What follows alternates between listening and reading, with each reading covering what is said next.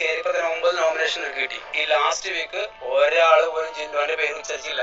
അത് ജിൻഡോന്റെ കഴിവ് തന്നെ. ഇത്രയും ലെവലിൽ ഇരുന്ന ആള് ഇത്രയും ലെവലിലേക്ക് എത്തിക്കാൻ ബേബിസിക്സിന് കഴിഞ്ഞിട്ടുണ്ട് അല്ലേ?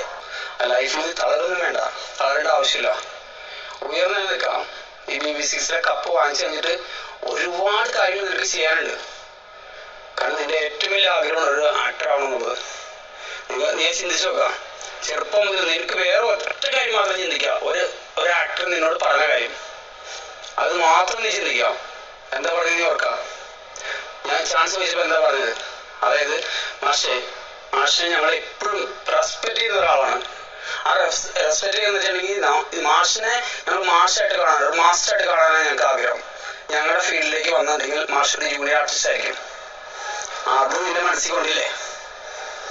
അന്ന് പറഞ്ഞതല്ലേ നീ അംഗം ഒരു ആക്ടറാവണമെന്ന്, ആക്ടറായി കാണിച്ചിടണമെന്ന്. അതാണ് നമ്മൾ ആര് എന്ത് പറഞ്ഞാലും നമുക്ക് പറ്റില്ല എന്ന് ആര് പറഞ്ഞിട്ടുണ്ടോ അത് പറ്റി കാണിക്കണം. കാരണം അവർക്ക് അവരുടെ ലൈഫിൽ അവരുടെ ആ ആക്ടിങ് മേഖല ഏറ്റവും വലുതായിരിക്കും.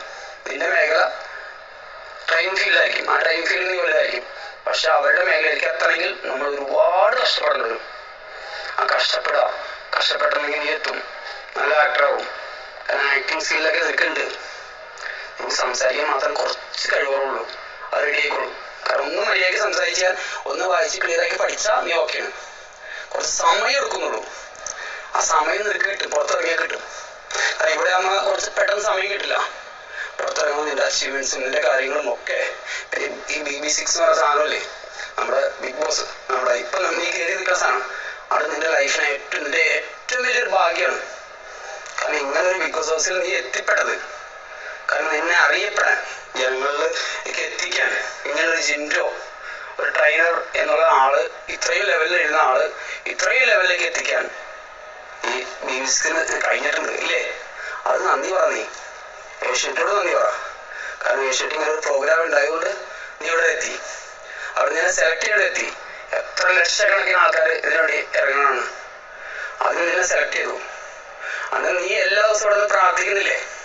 ആർക്ക് വേണ്ടിയിട്ടാ? നിനക്കും നിന്റെ അമ്മയ്ക്കും വേണ്ടിയിട്ടല്ലേ? നിന്റെ അമ്മ എന്നോട് എന്താ പറയാറ്? മോനെ ഒരാളുടെ കൈ പിടിച്ചേൽപ്പിക്കണം എന്ന് പറഞ്ഞ അല്ലേ? അത് നിന്റെ കല്യാണമാണ് ആഗ്രഹിക്കുന്ന ആളമ്മ. അപ്പൊ എന്താ പറഞ്ഞ പോലെ ഇവിടെ നിന്ന് ഇറങ്ങി നല്ല കപ്പൊക്കെ വാങ്ങിച്ച് നല്ല പെൺകുട്ടീനെ കെട്ടി ഒരാൾ നിനക്ക് വാക്കുന്നില്ലേ? കെട്ടുന്നത് പോയിക്കണേ ആള് സെപ്റ്റംബറിൽ വരുന്ന പറഞ്ഞ വന്നില്ലെങ്കിൽ വേറെ ആളെ നീ കെട്ടിക്കോളാം. കാരണം അമ്മയ്ക്ക് ഇവിടുത്തെ വാക്കത്. നീ മനസ്സിലാക്കാം, ഇവിടെ ഇനി പല തടസ്സങ്ങളും വരും.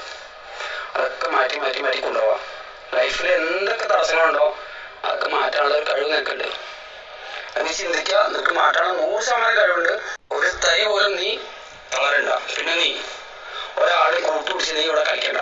അത് നിനക്ക് നല്ലതല്ല. എൻ്റെ അമ്മ വന്നപ്പോൾ നിന്നോട് പറഞ്ഞില്ലേ, നീ ഒരാളെ കൂട്ടുപിടിച്ച് നിനക്ക് കളിക്കണ്ട, നിനക്ക് നല്ലതല്ല സിംഗിളായിട്ട് കളിക്കാൻ. ആ അമ്മയ്ക്ക് എത്ര വിവരമുണ്ടെന്ന് ചിന്തിക്കുക. അപ്പൊ സിംഗിളായിട്ട് കളിക്കുക, നീ എത്തേണ്ടടുത്ത് എത്തും. അപ്പൊ നിന്റെ നാട്ടുകാരും നിന്റെ വീട്ടുകാരും നിന്റെ സകല കൂട്ടുകാരും സുഹൃത്തുക്കളും എല്ലാവരും നിന്റെ കൂടെ ഉണ്ട്. അപ്പൊ നീ മാന്യമായിട്ട് അടിച്ചു പൊളിച്ച് കളിക്കും. കപ്പ് നിന്റെ കയ്യിലേക്ക്. ആ കപ്പ നമുക്ക് മുഖ്യം. നീലേ കപ്പ മുഖ്യം. നിന്റെ മനസ്സിലാക്കാം.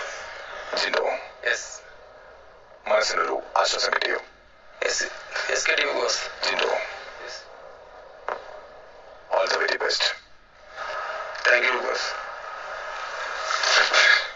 ഇനി 2 ആഴ്ച മാത്രം. മികച്ച രീതിയിൽ മുന്നേറാൻ ജിൻഡോയ്ക്ക് സാധിക്കട്ടെ.